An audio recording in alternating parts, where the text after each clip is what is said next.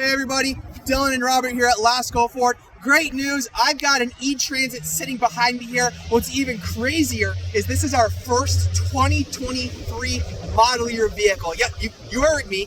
I know we still got a couple months left of 2022, so when I rolled in this morning and saw that this thing was sitting out here, I called Robert up immediately. Man, we got to do this now. So without further ado, let's get going. 2023 E-Transit, this one in particular is a low roof cargo van, and they do come in the 3 height configurations we're all used to on the regular Transit: the low like this, a medium, and the high roof. In case anyone's wondering, a high roof van actually can fit somebody standing up in the back up to 6.9 feet, which is crazy. This being a low roof, there's a good chance that me being a little shorter, I can probably stand up in it, or at least squidge, but I'll show you guys that in a second once we get back there.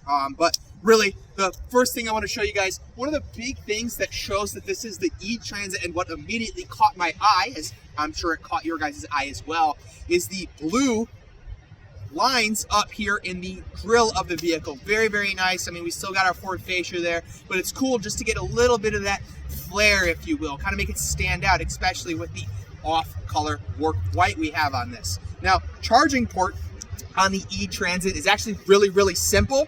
It's gonna be right here in the front, right? No fuss, front and center, pull it up, charge it, take it out.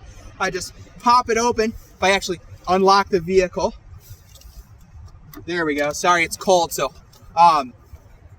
just like on the Lightning and all the other Ford electric vehicles, we do have still the 5 segmented ring. Each one is 20%. Of course, right now it is at 100%. We just charged it up to make sure we're ready for the video. Of course, like last time, standard charging port, most people are going to end up charging there, you know, using their home chargers or something like that. Maybe even the chargers we have here on the premises for some of our employees and customers. Nothing too crazy there. This time around though, cool. They gave us a little plug, which is very nice. Honestly, the first time I've seen this, and I'm pretty happy that it's actually on this particular vehicle. And then down below too is the other section that's for more of your fast charging DC. You know, you go to the place that charges it in like 34 minutes, you know what I mean? A lot of cool stuff there. While we're still up front, just to rattle through all the information, because I know everybody's going to be asking down in the comments, E-Transit has a charge range of 126 miles. Full charge, 126 miles is the targeted range. Now, you do the standard 240 volt 32 amp home charger that Ford has for you, right? So that's the one the electrician comes out, they do their thing, install it professionally so nobody gets hurt.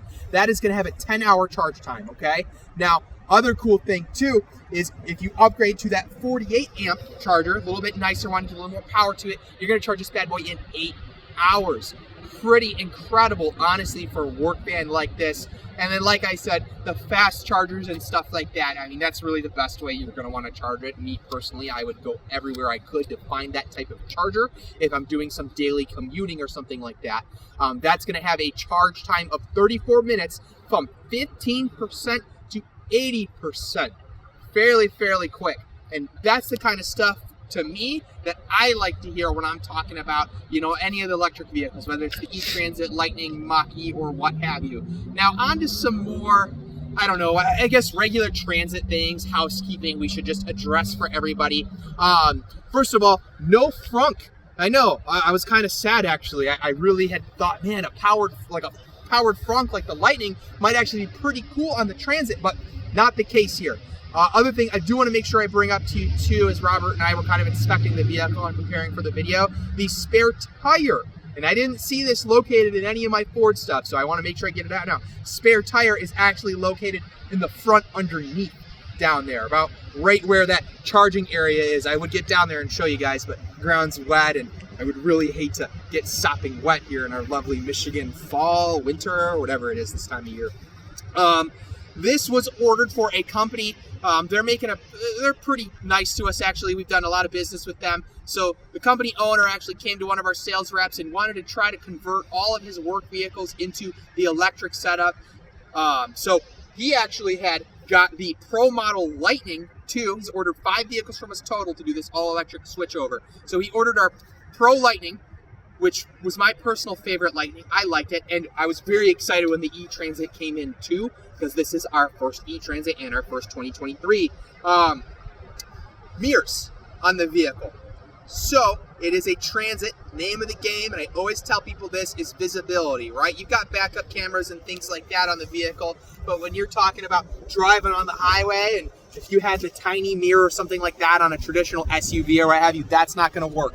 This one was ordered with the short arms. You can get long arms if you like. You can also get the blind spot monitoring system too. This one is not equipped with that, but you can get that as well as the other technology that comes with it in Ford's lineup, like the auto high beams, lane keeping, things like that. Now, one thing that kind of made me sad-ish, I always like showing people this, since it is an all-electric vehicle, no gas, obviously, duh, right?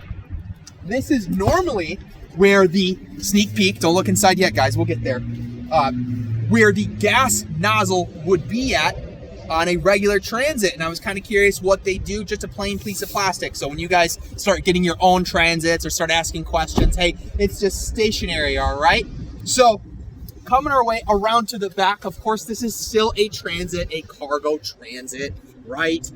Other cool thing too, just really quick while we're back here, other little bit of badging, right? It doesn't say 250, 350, or what have you like it would on a normal Transit. It's just E-Transit with that big blue stripe there. Just really to set it home, hey, electric vehicle, we're here, we're ready to play. Not a lot of people competing with us, if any at all, actually. I don't know if there is anybody, honestly, doing an all-electric commercial van like Ford currently is right now. Now, this one was ordered with the wider swinging doors, the 253 degrees, so it still has that. And honestly, I think is a must-have for a lot of people. I really, really like it. Like we went over in one of our previous videos. If we come around here really quick, I'll just show you this one side. Quick little lever, unlock, right? Now I can just push the door, and you'll see what it unlocks is this little hinge. I can push the door, and both doors will do this, will swing open to there. And now you're thinking, oh, what if it hits the van? Don't worry, guys. Ford's not gonna let you just damage your van. They put magnets right there, right? Robert, come around to the side a little more just so they can see it. Watch, guys, I'm just gonna slowly, and then it will just pop, right? I'm pulling on it, right? I really have to wanna pull it to get that off. Just a nice little feature I always think is worth pointing out. And then, of course, I can shut it, lock it, do my business. Now, coming around up here to the more important side of the van, if you will, where we can get into the back, the cargo area, driver and passenger seats, so on and so forth. Just to give you a little sneak peek in the back before we get into all the infotainment stuff on the center stack screen and things like that. Just regular door, wasn't ordered with powered or anything like that. This is a cargo van, so of course there's not going to be anything too crazy in here. However, just to point out, one thing that I think is worth every single penny is the vinyl flooring, the heavy-duty cargo flooring as it's also called. Makes it really nice instead of just having exposed metal or something like that. It's just open, out in the air, and it's really going to give a certain feel to the truck. You also see we've got like the polyurethane or like plastic pieces too on the side. Again, gives it a little more finished look from the factory too. This isn't anything we upfitted. This was just how the van was ordered. That's how it came. Also, you'll see the lights throughout the top of it. Rear compartment lighting, there's a toggle switch for it. I'll make sure we'll show you guys that too. Just sort of lights the whole thing up. Now, I'm going to show you guys. I am not the tallest guy in the world. Bop my head there, but that's why they give you padding, right? I can get pretty close, right? If I really do that, just to show you how much space. I'm about 5'9", so just to show you, I do pretty good back here. One other thing I do want to show you guys, and I'm going to make Robert come in the van just so he can experience this with me. Come on, Robert. I sort of skipped past it in all of my excitement here. So if I show you guys, I don't know how well Robert can see it. This is a all-electric vehicle, so of course Ford is going to give you that Pro Power on board that's like in the Mach-E and even some of the hybrid and regular F-150s. This has the 2.4 kilowatt. What does that mean? It's got 2.4 kilowatts of energy in the vehicle that, of course, draw from the battery. You got two 120 volts there, ready to go, ready to play, plus a little 12 volt there just to help you out. If I can actually open it, sorry. First time being used, so little sticky there. One of the cool things Ford went out of their way to do with the E-Transit is actually you can hook things up to your Pro Power onboard, and it'll charge them while you're driving. And you can go through and set settings. Hey, you're only going to charge it, X amount, or until I have this much range left, and things like that. I know a lot of people are probably thinking, and that was my gut reaction when they kind of first announced the E-Transit and gave us some of the details. 126 miles does not seem like a lot, but when you really start thinking about how a lot of companies, right, that's where most of the people I think are who are going to be buying these E-Transits, are going to be using them for, short distances. Maybe city can stop, and stop off at a depot or something like that where they have charge stations set up. I think that's where most people are going to see the biggest benefit from these E-Transits. Not to say that someone personal should not buy one. I'm just a firm believer, if you're a company, cool. E-Transit, great way to go. Going to save you a lot of money in gas and things like that, and using a lot of Ford's other systems they have in place with their fleet customers and things like that.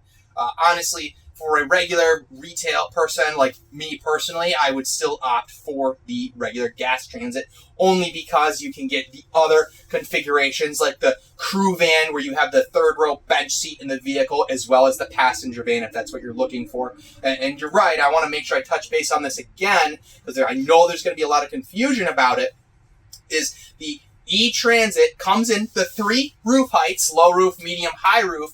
However, you can only get it in the cargo van like this one, the cutaway, or the chassis cab. So there is no crew van or passenger van available.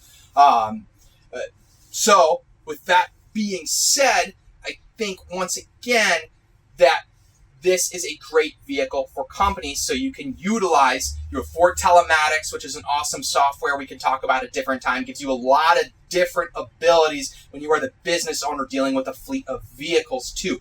Very, very great stuff here. Now, I'm going to pause the video really quick so Robert and I can stretch our legs for a second, and then we're going to go up front and talk about all the infotainment stuff, because Ford made some big changes to the Sync 4 system exclusively for the E-Transit.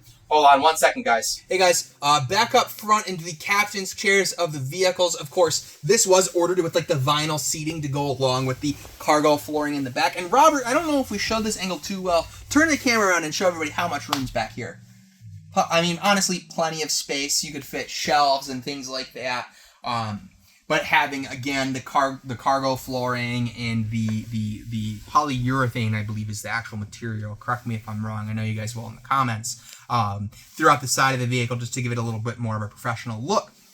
One of the cool things, too, I want to make sure I point out to you guys, charging ports. Quite a few of them. The first one, and probably maybe the biggest one, depends on how your preferences are with charging ports. Robert, I don't know if you can get a good camera angle of this, but down here by the seat, there is a 120 volt right there, front and center, right down in there, so you could plug a phone charger in, or maybe you could even put up like another electrical tool or something and run it through like the passenger side cargo door there.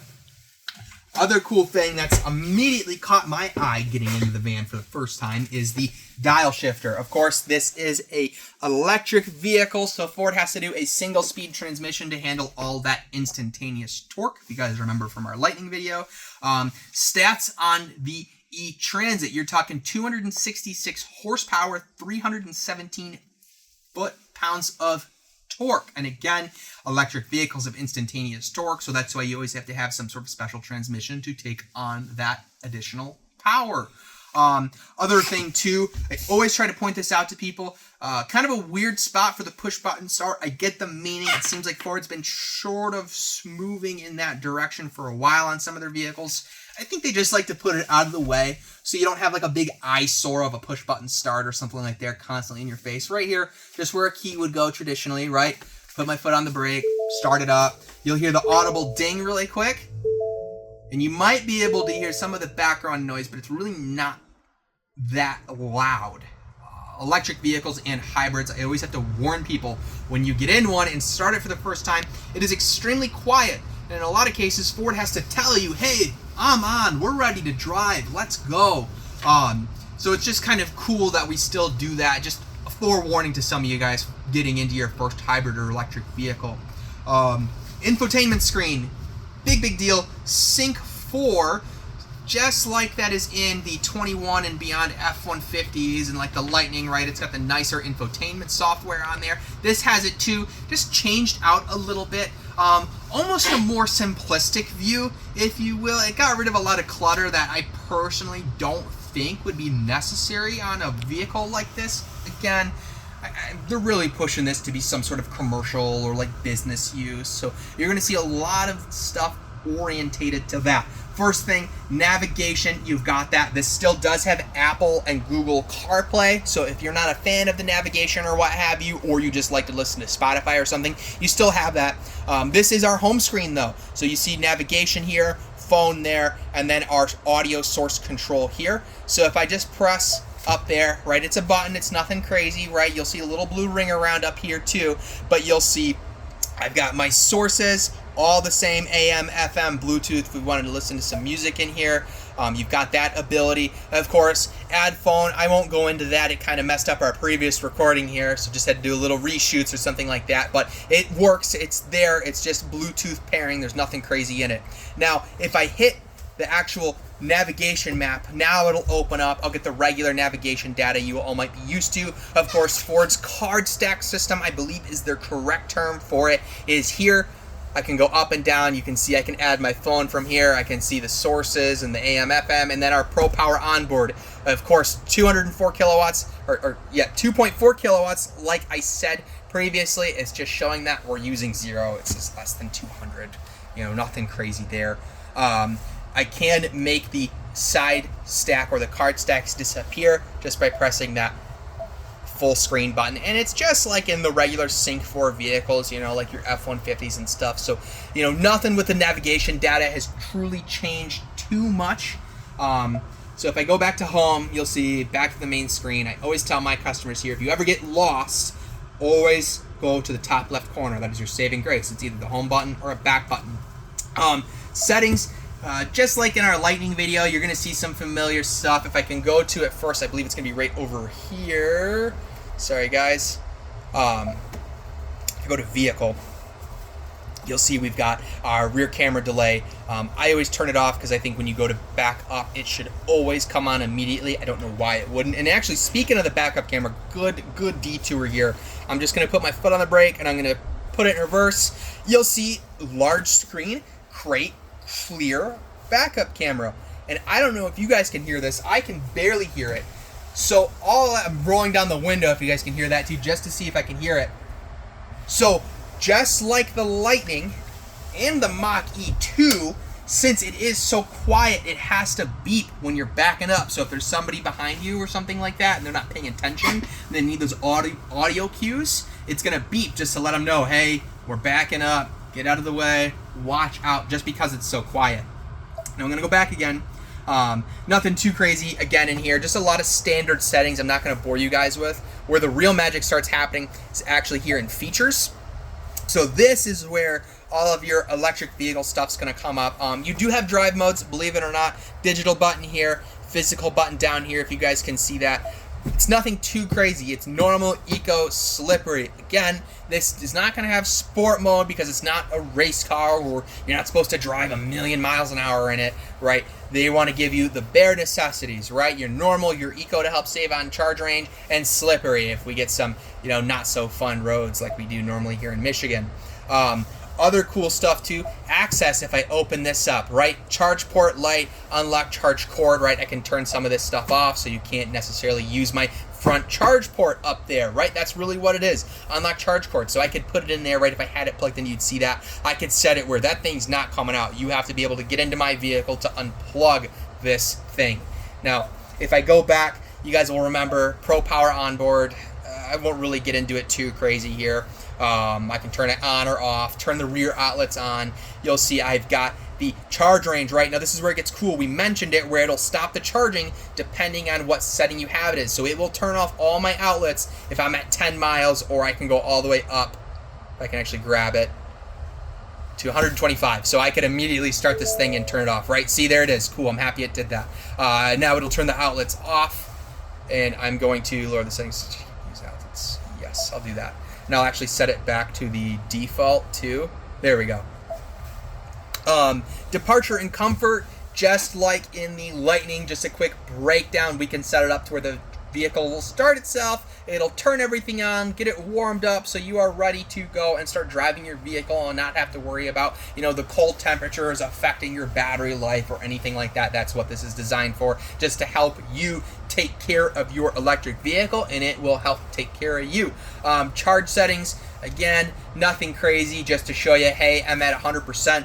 What I actually thought was pretty cool, and I'm going to show you guys, you're seeing charge locations and departure and comfort. We just went over departure and comfort, so I'm going to skip that. Charge locations though, right? I love this. I love this. This is not talked about in anything I was reading online, so I want to make sure we talk about this, and I will read it verbatim what it describes the feature as. Allows you to add charging locations and choose when and how much you want your vehicle to charge at each location. So essentially, let's say, again, you're a business owner, maybe you've got, I don't know, 2 depots where you store some of your electric vehicles. You've got your storage lot A, storage lot B, so you could set it up, hey, at storage lot A, it's going to be charging overnight, so it's going to keep charging till it's full, right?